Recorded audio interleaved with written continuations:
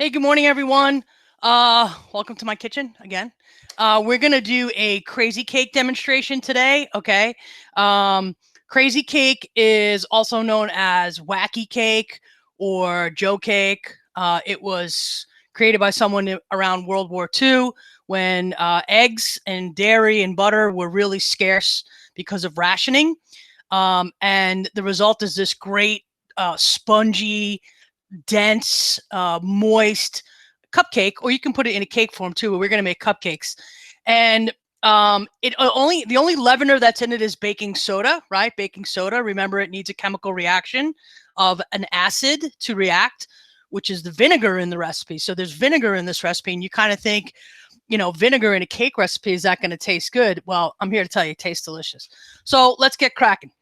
So I have all my dry ingredients in one bowl. I'm going to tilt you guys down a little bit here so you can see. Okay, all my dry ingredients in one bowl. And I want to make sure that I whisk all of that stuff really well together, right? We have sugar, flour, remember cocoa powder, our baking soda, our salt. And the other thing we want to remember is that once we add the liquids to this, we're going to start our chemical reaction with our baking soda and our vinegar. Now, because there's only baking soda in here, we have to quickly get this in the oven right after we mix it. So I want to make sure that my pan is ready to go. So I have just a regular cupcake pan, and I have some kind of cool, Halloween cupcake liners. So I want to make sure that I put all my liners in my pan. So once my batter is completely mixed, I can get it into the oven quickly, right? Because with baking soda, we don't have a lot of time to get our cupcakes or our cake in the oven, unlike if we had a recipe with baking soda and baking powder in it, we would have some more time. Remember, the chemical reaction happens immediately when it comes in contact with the vinegar. Now, all my dry ingredients are mixed very well. I don't have any streaks of flour or sugar in there. I'm making a well in the middle, right? Remember the muffin method. Dry ingredients in one bowl, liquid ingredients in the other bowl, and then mix the two together. So I have pre-measured all of my liquid ingredients in here. I've got vegetable oil, white vinegar, vanilla, and a cup of water. So it's going to go right into the middle of the bowl. And immediately you'll start to see bubbles start to form. That's the vinegar coming in contact with the baking soda. So now I'm going to kind of bring all of my dry ingredients together with my liquid ingredients. Okay. Now we need a little bit of gluten formation in this because that's going to give our cake its structure. I'm not saying to completely overmix this and mix this for days and days on end, but we need to make sure that everything is mixed really, really well and smooth, and there's no like cocoa powder or flour or sugar or anything left on the bottom of our pan. And you can see it kind of makes a really nice, rich, chocolatey batter. Now, you can flavor this with vanilla, which what the recipe says. You can add different flavorings, if you want. Like, you could add a little, like, raspberry extract would be great with chocolate. Orange extract would be great with chocolate. You can even add a little bit of coffee in here, some instant coffee or some brewed coffee instead of the water, because coffee enhances the chocolate flavor in any kind of baked dessert. So anything that has chocolate in it, if you want it to be more chocolatey or enhance that chocolate flavor, you could add a little bit of coffee to the batter. So I have my portion scoop, and I'm going to put 1 scoop in each cupcake liner, right? We want them all to be the same size. Now, you want to probably fill up these cupcake liners about 3/4 of the way. I'm going to make these a little bit smaller because I'm going to actually bring these into school when I go into school tomorrow and make some friends in the front office, because I don't need to have all these cupcakes hanging around here. And, it'll put some smiles on some people's faces tomorrow when I go into school. So I got filling up all of my containers, all of my muffin paper liners, with 1 scoop each on my portion scoop, nice and level. They're all going to be the same size, right? They all need to be the same size so that they all cook the same. Just going to pop this over here for a minute. I will finish scooping that after, okay? The other thing is, like, if you make a mess, it's easier to clean it up now than later, because once it cooks on the tray, it'll really bake on there and it makes it difficult to clean. So I'm just cleaning it up a little bit, all right? So they're all even. They all have the same amount of batter in them. I'm going to pop these in the oven. They're going to take about 12 to 15 minutes, okay? Obviously, I could do another tray. So this recipe, if I make a larger cupcake, will make about 12. If I make a smaller cupcake, it will make 2 dozen, so 24. So I set my timer for 12 minutes. Let me just clean up my mess here a little bit. Okay. So along with our cakes, I'm going to show you guys how to decorate them with a spider's web. So a couple of things we needed for the spider web. I have my icing. I have my icing in my stand mixer. Okay, let me tilt you guys up a little bit here. So in my stand mixer, I've put 3 cups of powdered sugar, a quarter cup of soft butter, so it has to be room temperature butter, and then 3 to 4 tablespoons of milk, depending on the consistency. Now, one thing about icings and frostings, okay, I always sift my powdered sugar into the bowl to get out any lumps or bumps or anything that might be in there, because I want my icing to be super smooth when it's done mixing, all right? So I have my sugar, my butter, and my milk in here. I just pop this, started on really low, and then once everything mixes together, I put it on really high to get that nice smooth consistency. So I kind of pre-mixed it a little bit before you guys join me, okay? And you can see that I've got a nice, thick icing. Now, you could use store-bought icing if you don't want to make icing. It's okay. You could do this by hand as well with your whisk, hand whisk, this guy, the one I use to make my cupcakes with. You can use a handheld blender with the little beaters on it and just go around the bowl. That works just as well. I have a stand mixer, so why not use it, right? So I have my plain white icing in this bowl. I took some of my icing out in this bowl. And what I'm going to do is I'm going to color it with a little bit of orange, right? Because it's Halloween. So again, remember, I have these neon gel packs. You can certainly use this one, which you usually buy at the grocery store. And in order to make orange, you have to do 50 drops of yellow and 8 drops of red, right? So yellow and red make orange. And they give you this little chart on here so you can tell. I also have these kind of icings. So these are more professional icings. These are all different colors in here. You can buy this at AC Moore, Michael's, any of those kinds of stores, all right? I also have some, I was at Walmart this weekend and I bought some Halloween sprinkles, right? This one is got little jack-o'-lanterns in it, and they're just colors, just another way to decorate.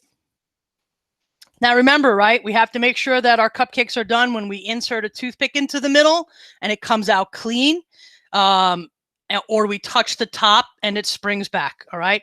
So I have my orange. I'm going to put some orange in here. I'm going to use this neon orange one I have.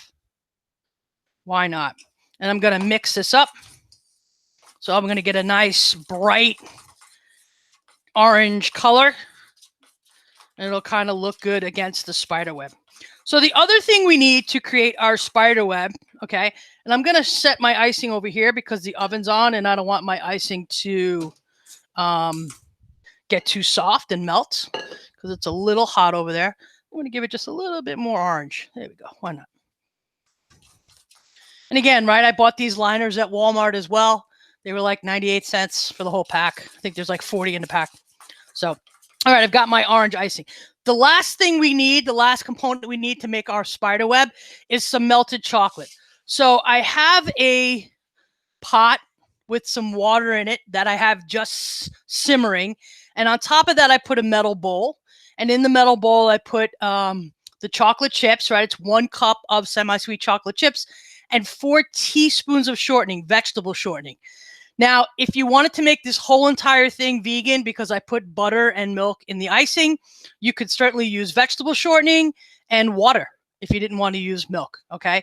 But the cake itself is vegan because there's no animal products in it, no eggs, no milk, and no butter. So I have a little bit of melted chocolate here. And then what I usually do is I take a pastry bag. I have a little pastry bags here. And then I just grab a spoon. Let me kind of get this out of the way. Just grab a spoon, and then I just kind of pour some chocolate into the bag. Now, I don't want this to be too hot because what will happen is when I cut the tip, all the chocolate will come running out. Okay, so I'm just going to fold this over. And then I can just tie the top, or I can put a rubber band on there, whatever the case may be. Okay, so I have a rubber band here. Okay, I did this one a little bit earlier, and I can feel that it's gotten a little bit firmer, which is what we want, right? This one is super soft and liquidy, and it's kind of hot. This one I already made, and it's kind of cooled down a little bit, which is what we want. We want that chocolate to cool down a little bit so that we can pipe it, right? Now, this situation here, this is called a double boiler, or it's called a bain-marie. So this pot of water with the bowl sitting on top is called a bain-marie or a double boiler. I'm going to slide this out of the way. So I've already made a batch of cupcakes.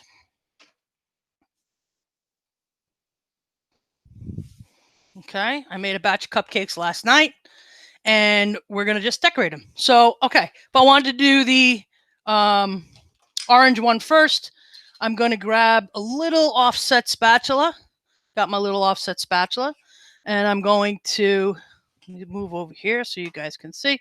I'm going to put some, I'm just going to ice the top with my orange. Now, I could use a butter knife. I could use the back of the spoon, whatever the case may be. So I've got my orange icing on there first, right? And then I have my chocolate, and I have one in this bag right here as well. I'm going to just cut a little bit of that tip off. Now, you could do this with chocolate icing and vanilla icing and not even worry about melting chocolate. That would work as well. Let me just make sure this is going to come out of there. Okay, great. So then what I'm going to do is I'm going to just start to make some circles, just some rings right around my cupcake. There's one. You can make as many as you want. There's two. There's three. I'll put a little dot right in the middle. Okay. So now, in order to make our web design, what we want to do is we want to drag our toothpick through the icing. So I'm going to do one way that way, one way that way, this way. Okay. Now I'm going to drag my toothpick the opposite direction so I get that spider web design. So I bring everything right into the middle. Boom, boom, boom. Okay. And there we have our kind of our spider web design. That one would be our orange icing. Now, if I wanted to do one with my white icing, same principle. I've got my cake. I've got to put a little icing on here. And this icing is good. It's not too super sweet. And, you know, I don't know. When you make your own icing, you can adjust the sugar level. So you can make it as sweet or as not so sweet as you prefer.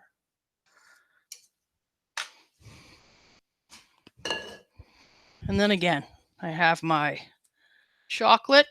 Okay, let me make sure you guys can see that. And I can start in the middle or I can start on the outside.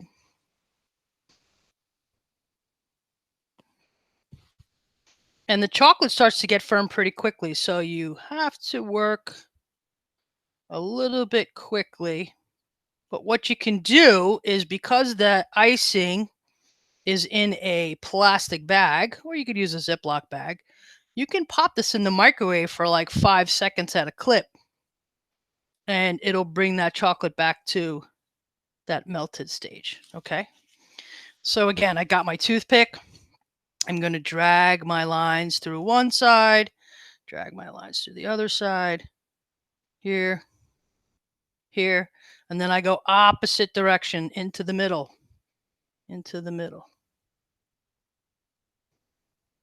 just like that. And we have our spider web design. So I did one earlier as well. Okay. So, and if you don't want to do the spider web design, you can certainly just maybe decorate it with some of the Halloweeny sprinkles that are out and about. Listen, you can make this for any holiday. You can make it for a birthday party. You can make it for, I don't know, just because it's Wednesday, just because it's Saturday. So this one's orange. I'm going to use these black and green sprinkles. They have little pumpkins in them. They're kind of cute. Okay. And then one more. I'll grab the white icing and I will do the other sprinkles. I could put the icing in a pastry bag as well and pipe it on, but I just think that this looks more natural, more rustic. And I really dig the spider web design. So I'm going to decorate all these after. And like I said, I'm going to bring them into school tomorrow and make some friends.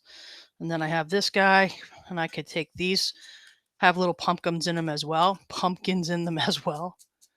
just going to sprinkle these right on top. Okay.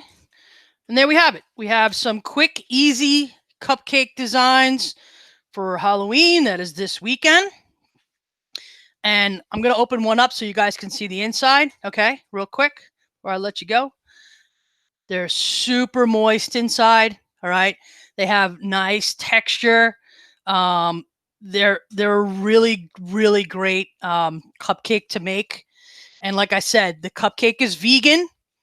The chocolate is vegan because it has shortening in it. If you wanted to make the icing vegan as well, instead of adding the butter and the milk, you would just add some water and, again, vegetable shortening. So I hope that you guys enjoyed this little demonstration, and I'll see you guys later. Have a good one.